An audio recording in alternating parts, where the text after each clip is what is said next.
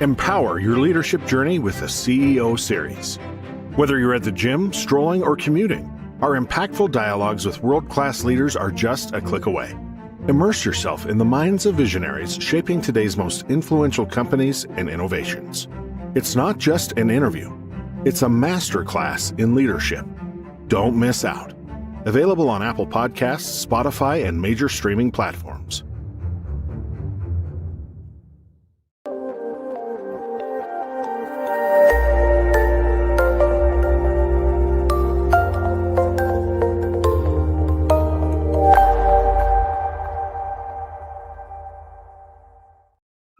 Good morning, good evening, depending upon what part of the world you're in. If it's Friday, it is the CEO Series, where we bring together the most inspiring leaders, entrepreneurs, and innovators from across the globe to share their career journey. I'm honored today to have not a very, very dear friend.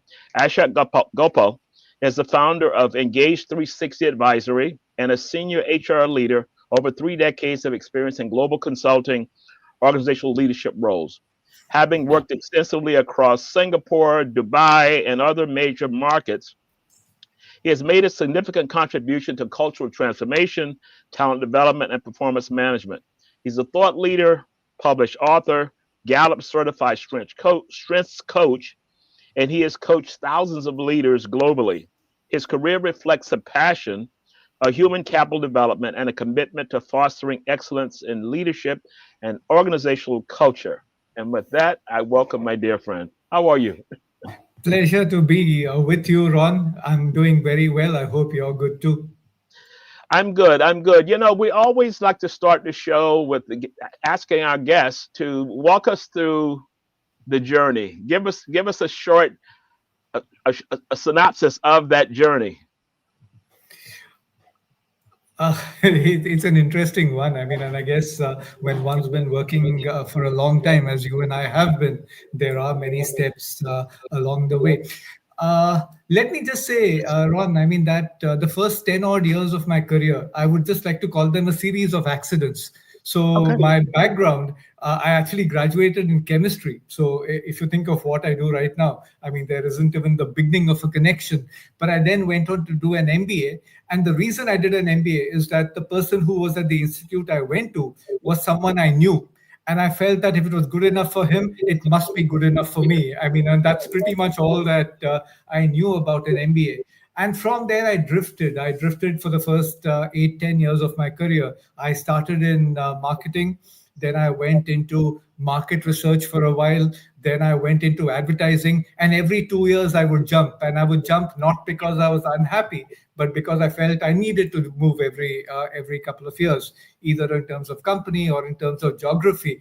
I think my career really took off only when I joined Gallup way back in 1997.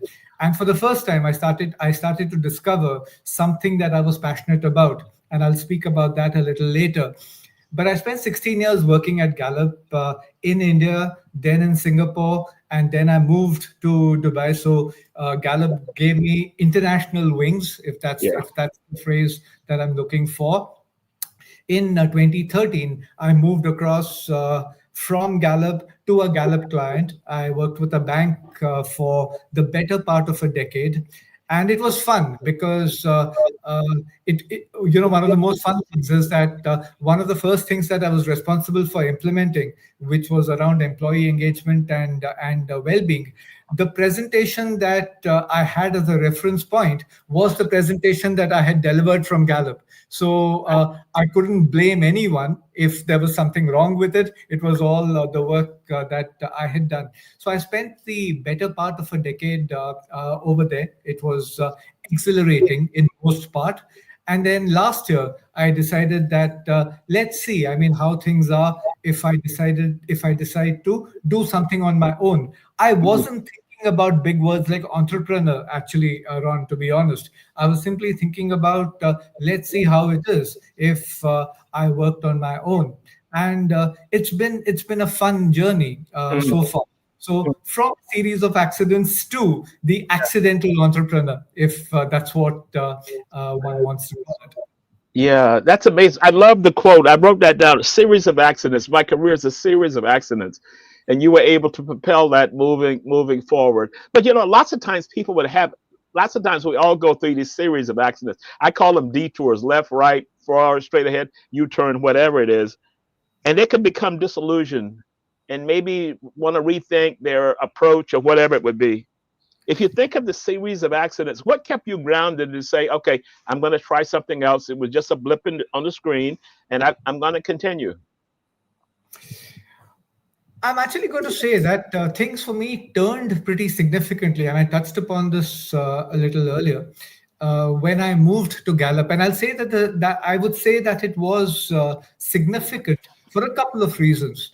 The first one is that when I was young, I was a very complex a very complex child growing up, and part of the reason is that I grew up in an environment where I was surrounded by superstars. I mean, so just to put this into perspective, I had one classmate who subsequently went on to become the CEO of a Fortune 50 company. I had another classmate who became the global head of marketing for one of the biggest tech companies in the world.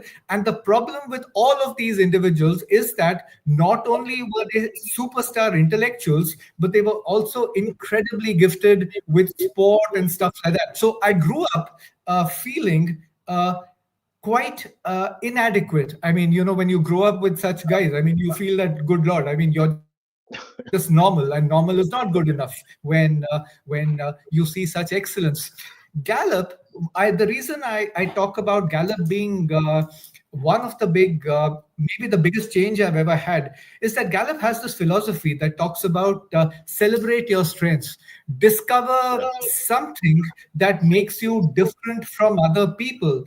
And very early on in my Gallup journey, there were two things. I mean, first of all, the philosophy of celebrate who you are, rather than spend all your time being feeling this inadequacy about Yeah. what you lack. Mm. And I had some success early on working with some very, very high profile clients. And I think this entire philosophy of know a person for who they are became the cornerstone of my life. And I'm saying this whether I'm talking about a professional setting or I'm talking about my personal life. Understanding people for who they are and Mm. celebrating that, capitalizing on your strengths, became the cornerstone of pretty much my entire career from then on, or my life from then on, not just my career. So I think this accidental move into Gallup became the pivot around which I built my life Mm. thereafter. And Mm. it became a much more fulfilled life, really, because I just felt very comfortable and far more fulfilled. Let me repeat that word. Yeah. You talk about celebrate strength, and one of the key things I thought about with that is that in my career, coming into corporate, I was not good on administrative process work, and I came into HR. I wasn't good at that, but I had a leader who said, "You know what? Concentrate on what you're good at." I didn't know anything about strengths and all those kinds of things. But what happened as a result of that was that I was able to just concentrate on the business, concentrate on strategy, concentrate on connecting people's strategy to business, and she let me run with it. It changed my whole career in doing that. So when you talk about in the growing up and you're surrounded by excellence and you feel that inadequacy as a result of being in that room, that wasn't that a propelling milestone to say concentrate on this, stay focused, keep moving.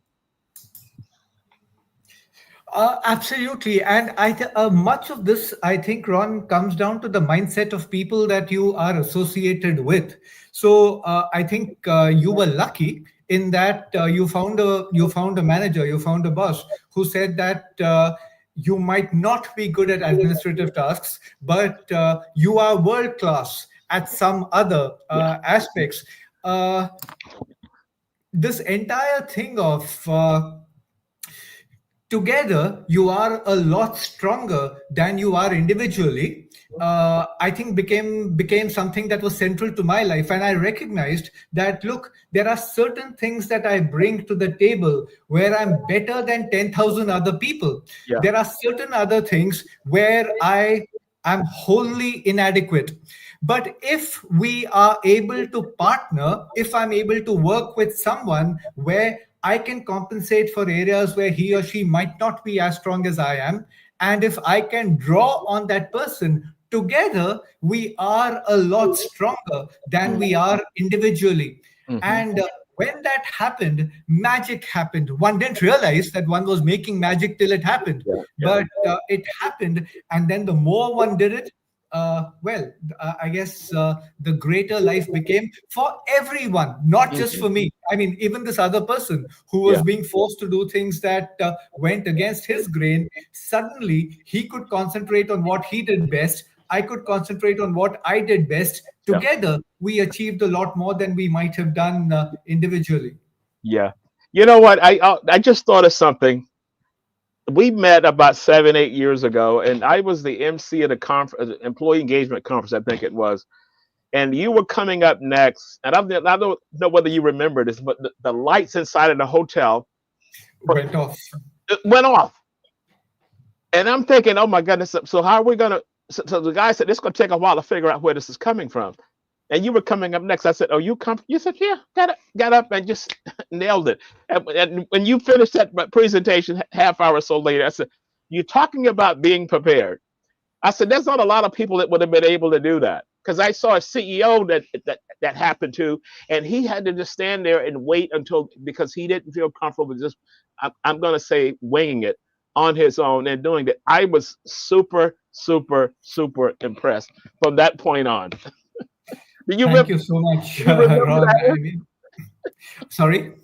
I said, "Do you remember that?" That was I informative. remember that. I remember that very well. And if I extend it to this thing called strengths, it wasn't about being prepared. I wasn't prepared for a presentation in which the lights go off. But I Okay. have a strength called adaptability, and if I can be put into situations that draw on adaptability, Yeah. I'm far more likely to be successful compared to if I'm in a situation where everything is process bound. I mean, routine, structured, Yeah. organized. So it is about give a person a chance. I mean, to experience an environment in which he or she is more likely to be successful. Yeah. Needless to say, as I get older, I'd rather be in presentations where the lights work. But back then, it didn't faze me. I guess that's probably the easiest way to describe it. Yeah, that's amazing. And I tell that story all over the world. I always tell that story when I do presentation skills and talking about, just being able to step up to the plate. So I want to go back to the series of accidents. So whenever we go through these things, we're trying to figure things out. There's inspiration that's coming from someplace. So what would you say was the greatest inspiration in that journey? It could have been through a mentor, it could have been through you found something or someone guided you. What would you say that was? Uh, I would say, I mean, so two things. The first would be uh, I suddenly discovered. So for the first 9 years of my career, as I said, I drifted. I was in marketing, then I was in Yeah. advertising, I was in market research, and none of that felt particularly fulfilling. Yeah. uh, I joined Gallup, and one of the first things that I was tasked with was to work on an employee engagement assignment, and I was working for a very large company. Yeah. And suddenly I discovered that, you know what, the things that I'm learning and the things that uh, I am recommending back has the potential to alter the experience that an employee or a client has working in that particular organization. So the purpose what really resonates with me, I mean, the raison d'etre, what it is that I wanted to achieve, suddenly it hit me as I want to be in a doing something where I can make a difference to the lives of people. Okay. Working with people was something which I found was something that gave me a big high.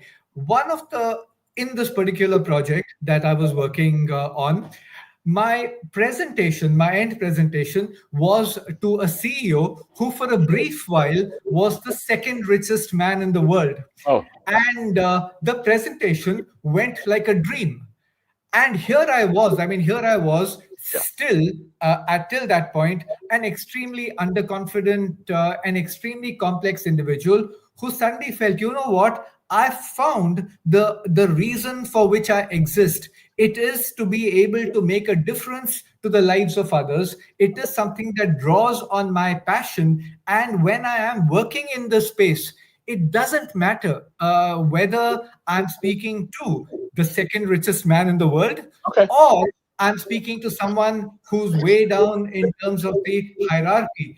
Yeah. I am in my element, Yeah. and when you're doing something that you feel connected to, the chances are you are going to be much better than Mm. when you're doing something where you're merely ticking a box. So finding that connection, I think finding that purpose, Ron, is what helped me in terms of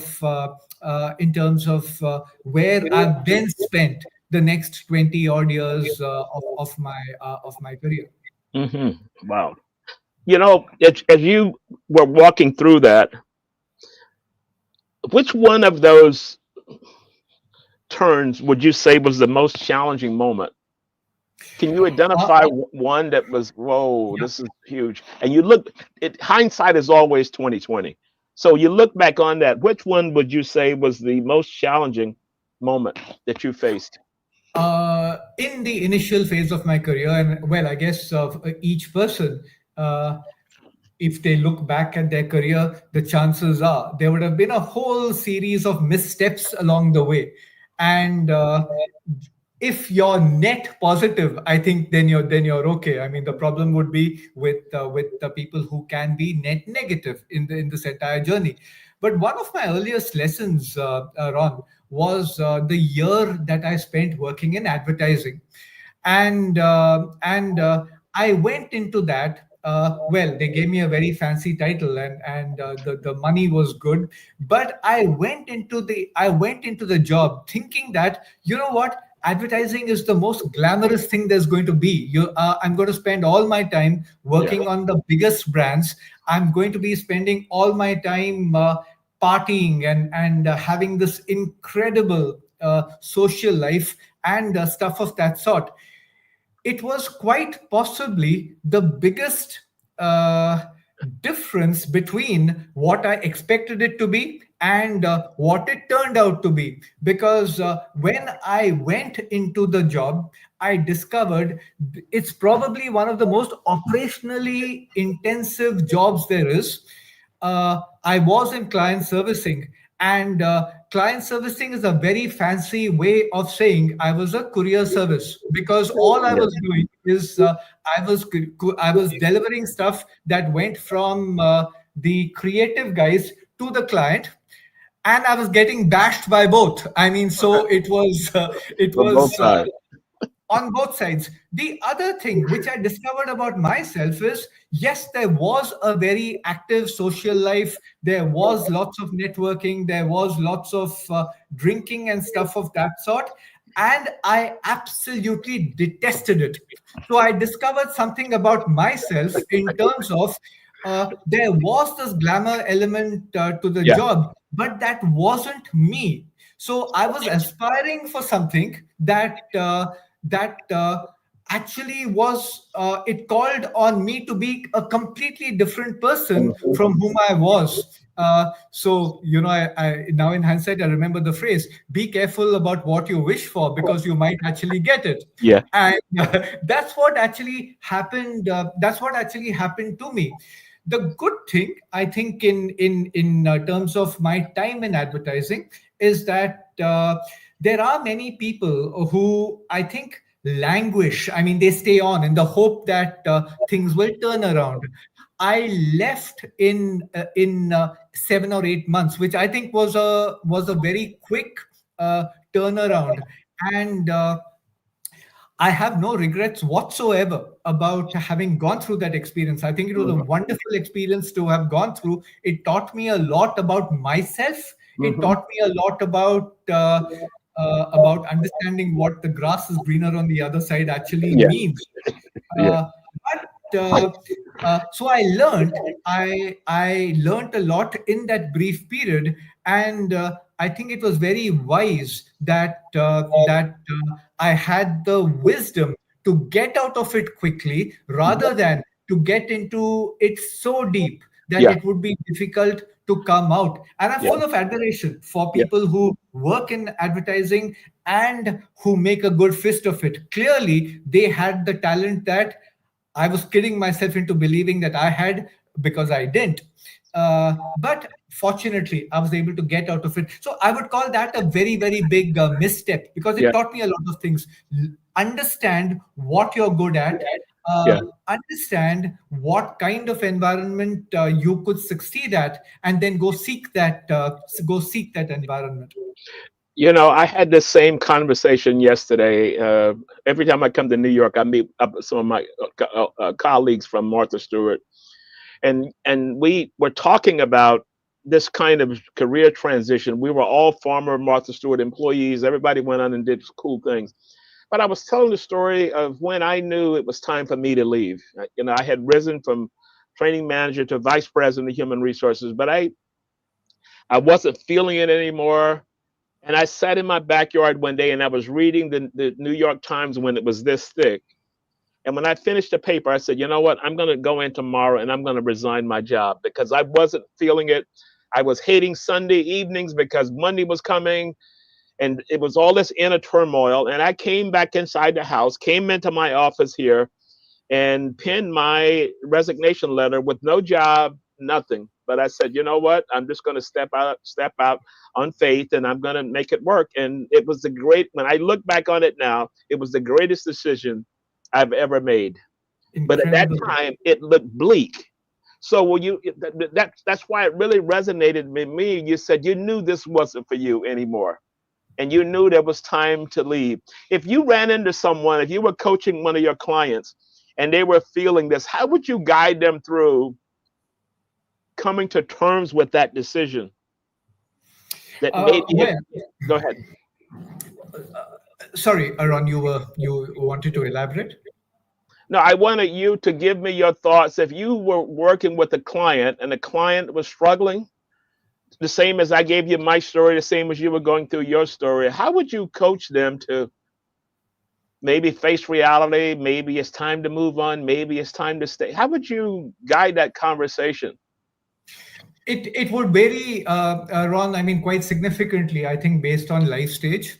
So I was at a stage of my life where, fortunately, I was living with my parents. I was single at that point, so I didn't have, Yeah, other than from an ego standpoint, I yeah. didn't have a compelling financial need. I mean, The large, to be that's right. So it was those things were taken care of. If I were if I were coaching someone who is, as I was back then, in the relatively early stages of my in the relatively early stages of their career, uh, and where there is a economic need, I mean, to be continuing to do what they are doing, I wouldn't recommend doing something foolhardy. I mean, especially if they are an expat yeah, in a location like Dubai or Singapore, yeah, where well, yeah, I mean, often enough, if you don't have something in hand, it yeah, means going back to your yeah, country. yeah, But what I would get them to do, Ron, is basically to hold up the mirror and get them to Yes. start thinking about a plan in terms of what is it that gives them their biggest high, what are their values, I mean, what's the kind of role that would align to their values, where have they seen their greatest success, be it in a work context or outside of work. I mean, one of the things when I think back is that right from the time I was in school, and I spoke about being very unconfident and complex, put me in front of a crowd with a mic and I was a person transformed. I mean, Yeah. that was something which I realized fairly early on. And I didn't, in the early part of my career, seek a role that allowed me to be in front of an audience. But as I started to think more about where I was most successful, I realized, let me try and find something, I mean, which allows me to play to my strengths. That's what I would do with the person that I Mm. was coaching. Okay. Let desperation not be the tail that wags the dog. I mean, you might have to compromise in the short term because of economic need or because of certain other compulsions, but don't be paralyzed. Start thinking about over the next 3 to 6 months. I mean, set yourself a goal. I want to be in a position that draws on who I am in Hmm. the next 6 months, and this is what I'm willing to do to make that happen.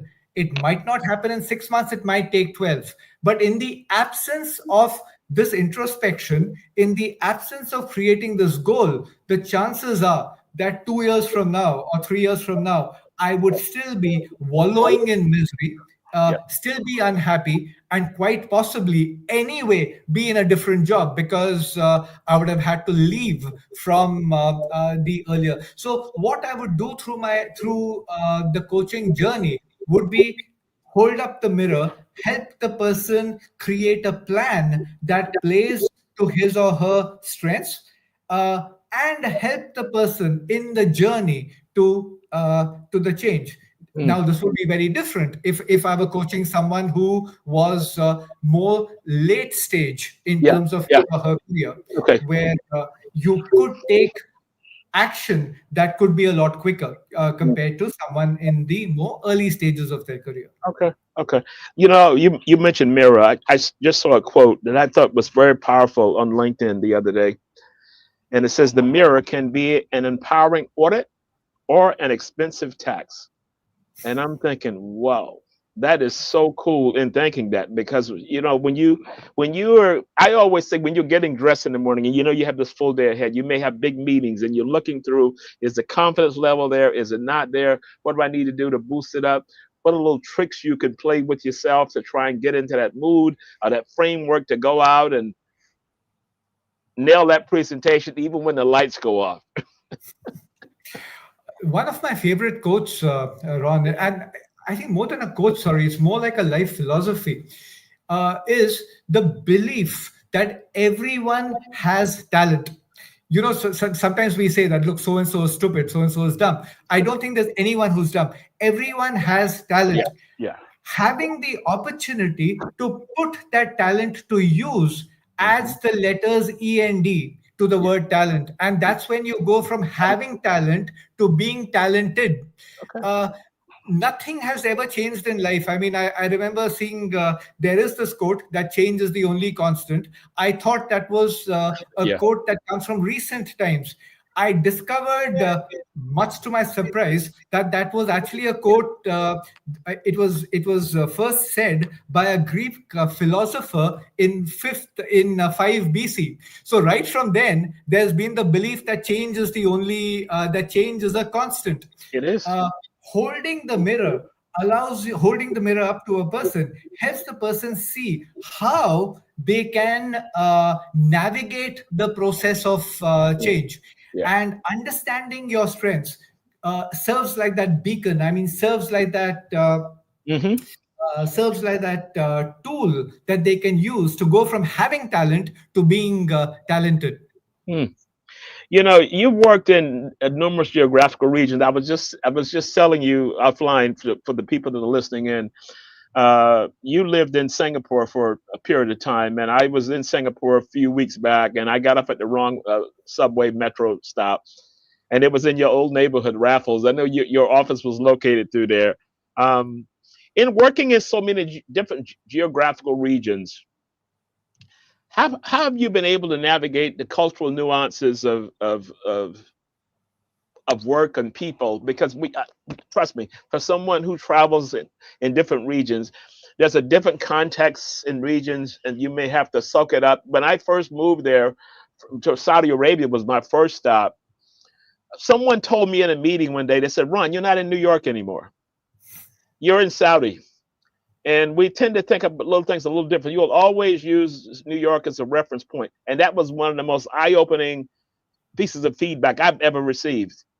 And so how were you able to navigate, or how did you learn, and how did you, this global context of what we do?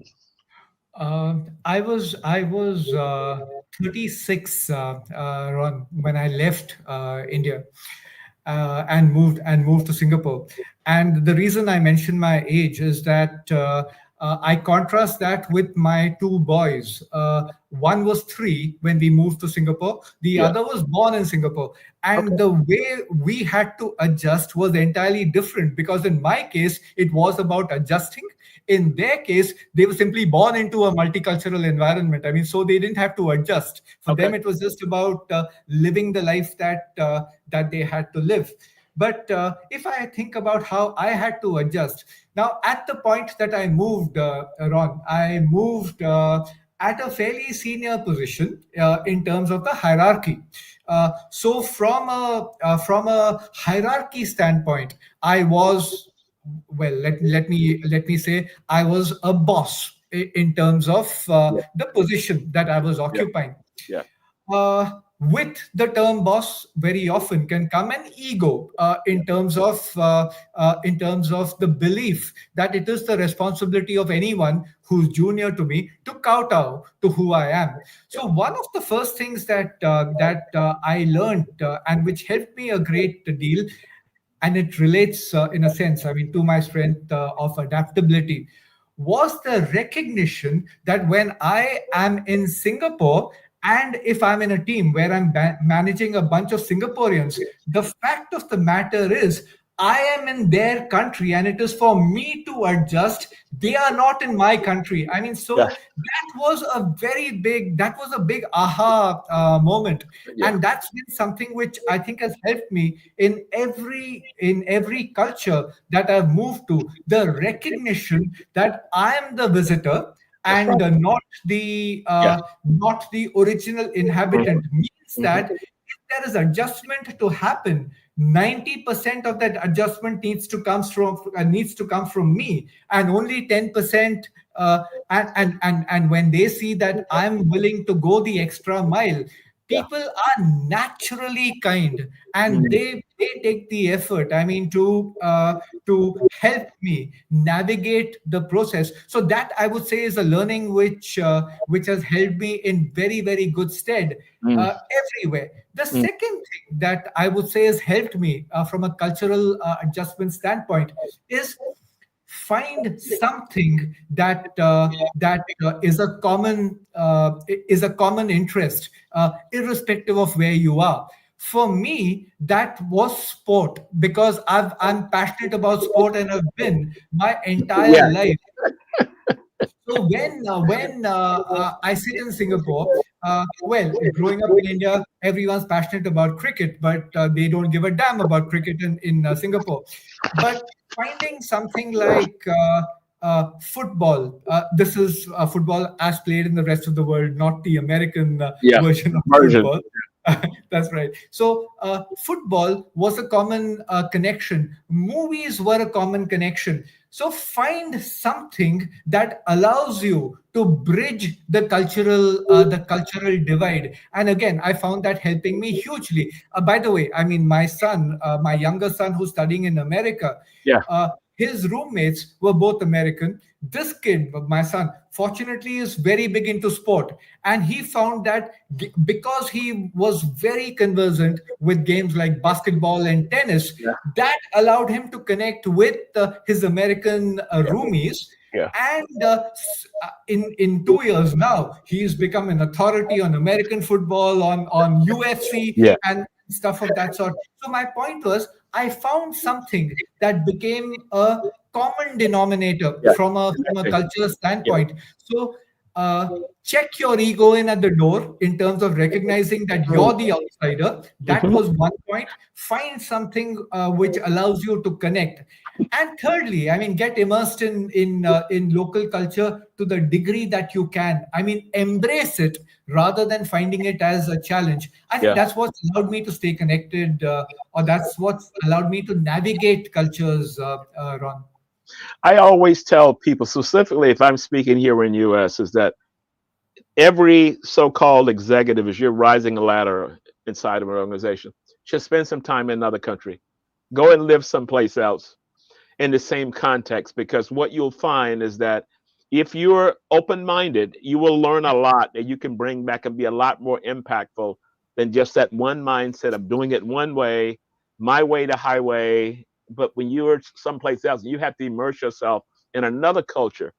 And this happened to me 8 years ago. And the gentleman told me, he said, "You're not in New York anymore." I still remember that, which means that as I travel, I've got to adjust because of the climate that I'm in. And that's always been kind of a guiding point for me. So I wanted to go back and ask you a question. If you could go back and give your younger self one piece of advice, what would that be? The first bit of advice I would give my younger self is don't grow old. I mean, I think that's the Outside of that one, we always say that, right? don't get old, stay young. But a couple of things actually, Ron. Uh, One thing that I would say, and I think growing up in India, this entire thing about getting exposed to multiple cultures is something that happens pretty much naturally, because it's a country that where the demographics vary to such a degree. It's staggering. Probably holds true to the for the US as well to some part. But if I think about I mean, let's say you look at Indians from the northern part of India, they are far more like Pakistanis than they are like Indians from the southern part of India. I mean, so understanding this multicultural context is something that almost naturally happens to you when you grow up in India. But the advice that I would give myself is embrace an international multicultural context Mhm. as soon as you possibly can. I did it when I was 36. I had to do it literally kicking and screaming because I didn't want to leave my country. But in hindsight, I think the way I've developed as a person and as a professional, uh, it's astonishing. Now, if only I had done it at 27 rather than at Yeah, 36, yeah. I might have grown even more. So that's one thing that I would do. The second thing that I would do is I had the I had 16 of the best years of my life working in consulting, and consulting is my first love and my true love. Mhm. But if I had to live my life again, I would probably get out of consulting a lot quicker than 16 years, Yeah, move over to a client side and experience yeah, the corporate yeah, side of yeah, things yeah. before I come back into consulting. So, as I said, my true love is consulting, and I would want, whenever my time comes, to go as a consultant. But if I had to live my life again, I would get out of consulting into the corporate side, into the implementation side a Mhm. lot quicker, spend a fair amount of time there, and then come back into consulting. As Mm. it's turned out for me, that's the way things have transpired. But I would have accelerated the entire process if I had to live my life Mm. all over again. The third thing that I would do is don't get caught up in trying to pander to the crowd, or to please the crowd. I mean, Yeah. recognition, doing something or not doing something out of fear, what would people say, unfortunately, is something that I think I ended up focusing on a bit too much. uh, if I'd followed my passion, probably 35 years ago, I would have studied history. And in terms of the job that I did, I would have gone into sports journalism or sports commentary. I didn't do it because it wasn't socially acceptable to do it. At that If I time. had Yeah. to live my life again, I would say do that. And I've encouraged my children, I mean, to do it. Find your passion, I mean, and follow it. One of the joys of the world today is, I think, it caters for many more types of passion Hmm. than it used to be back then. So that's the third thing that I would do. I mean, which is, I wouldn't worry about approval. I would follow my heart. Yeah. Yeah. One of you're in the consulting business now. You were on the other side, and then prior to that, you were on the consulting side. How do you stay? What does your learning journey look like? Are you as you podcast or a read, or how do you learn? uh, I'm going to narrate a bit of a personal anecdote over here, because I think learning is really about a mindset. And Okay. the personal anecdote that I'm going to give you, Ron, is one of my role models is my 83-year-old mother-in-law. And her attitude to life is, every single day that you get up is an opportunity to learn Wow. something new. Wow. Now, she got married early, she had her kids early, and so didn't have anything like a corporate career, but has this obsession with wanting to develop herself, wanting to learn more. And so I'll give you one simple example of what I mean when I say learning. During COVID, she was living with us here in Dubai, and during COVID, a lot of schools in small towns in India had to close down. These were schools where education was not in English; it Yeah. was in one of the local languages. One of the things that she learned was how to record lessons. Her passion is history. How to record lessons on YouTube, have this delivered through WhatsApp or whatever to schools in rural parts of India, and students over there could gather around an iPad or whatever it was, and attend a class. Now, Wow. the topic is incidental. What I wanted to focus on was that desire to constantly enhance yourself. Yeah. In the past, lack of information or lack of avenues to learn could be cited as an excuse Mm. for keeping yourself constrained.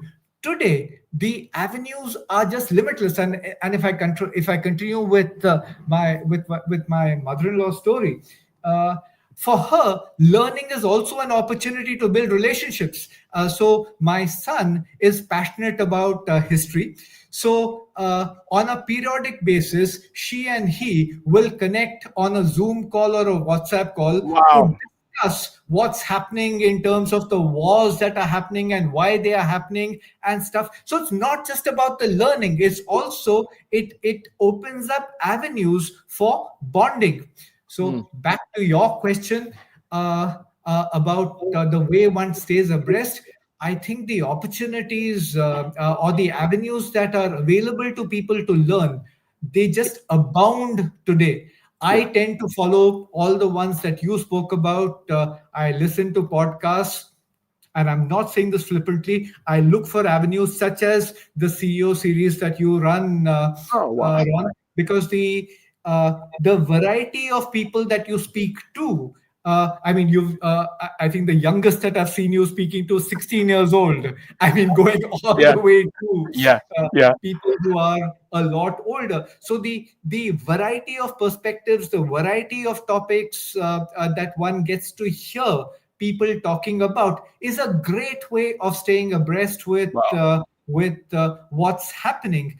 And then, of course, I mean, I do the Coursera's, I read a Yeah. lot, but I'm constantly looking for avenues to learn, and they abound. As long as you have the mindset saying, "I want to learn," you say that, and voila! I mean, the Yeah. avenues Yeah. just open up for you. Yeah. That's amazing. That's amazing. Well, as we begin to close out, one of the goals of the show, creating the show, was to talk to leaders like yourselves, because lots of times people have this warped vision of I'm going to say success. In other words, getting to that so-called top of the pyramid, whether that be inside of a corporate office or whatever it is. But you talked about the accidents, the series of accidents, and everyone that we talked to, for the most part, talks about starting one way, detour, accident, left turn, U-turn, whatever it is. But you continue to climb and continue to do that. So I want to thank you for coming on the show and sharing all that the vast knowledge that you have brought to the table, over the years. And so I wanted to give you an opportunity in closing to give us your closing thoughts to the people that are listening in. Let me just mention one thing. I want to do a quick shout out to John Self, who listens in every Friday morning uh, through YouTube. And so that's an hour earlier or 2 hours earlier, whatever it is in that part of the country. But frequent listeners. So, John, thank you so much. And he's a former journalist who became a career coach, who became an executive search. Same situation. So, give us your thoughts, closing thoughts, as we close out. Thank you so much, Ron. It's been incredible speaking to you. And what I'd like to say, I mean, as we close out, I try and stay as much away from jargon as possible.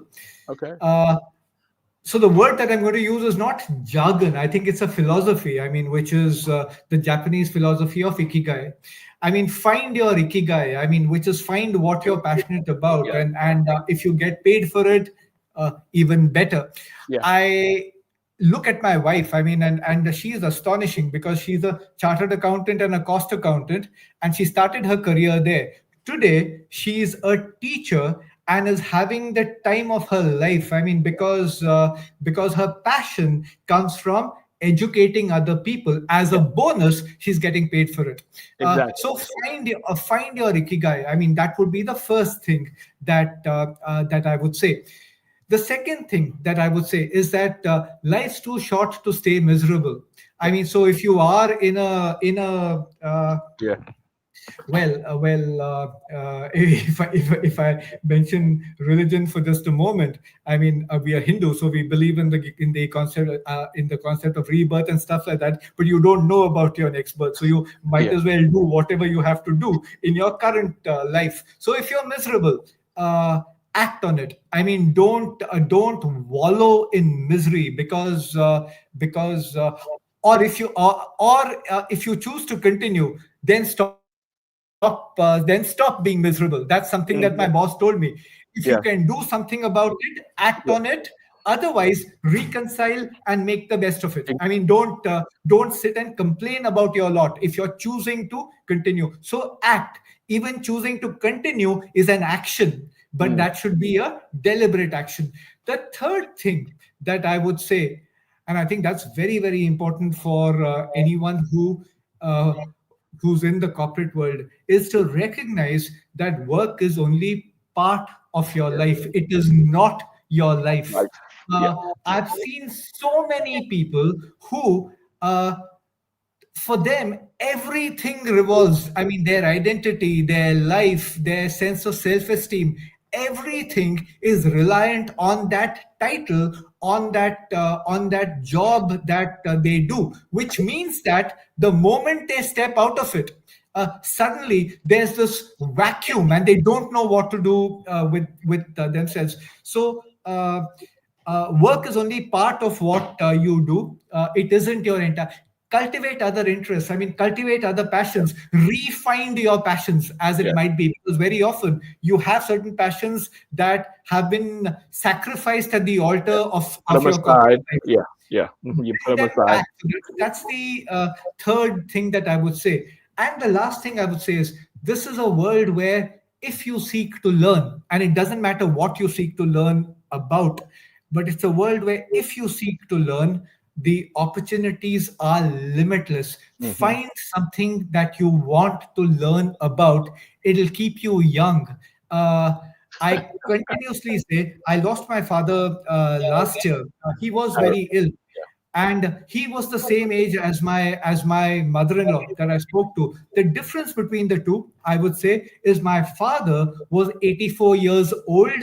My mother-in-law is 84 years young, because she's found purpose in life. Yeah. Whereas for my dad, it was like when his corporate life ended, it was as if his existence came to an end. So Wow. find those interests, find learning that goes beyond just the corporate world. That would be uh, a voice. Well, that would be my advice. Okay. Uh, if I go back to one of your questions, what would be the advice I would give my younger self? I would say, listen, you idiotic 21-year-old, learn this as a 21-year-old. Let it not come to you when you're 56. I mean, that's what I Yeah. Yeah. say. My mother and father would always have this conversation, and he said, if I could start all over again, she said, don't even start it, because she said you'd probably be dead by now. He was satisfied. He had done well in life. He said, "Oh, if I could have started all over again, I'll do all this kind of thing." But anyway, you know what? As we run out of time, I want to thank you for being a guest on the show. Appreciate all your insights, and so just hang on for a second as we close out. And for all the people that's listening, thank you so much for making the CEO series a huge success. And keep listening. Tag us. Tell your friends about us, because we're trying to grow our membership base. So thank you. Ashok, hang on for a second as we close out. Take the CEO series with you anywhere, anytime. All episodes are now available on Apple Podcasts, Spotify, and major streaming platforms. It's not just an interview, it's a masterclass in leadership.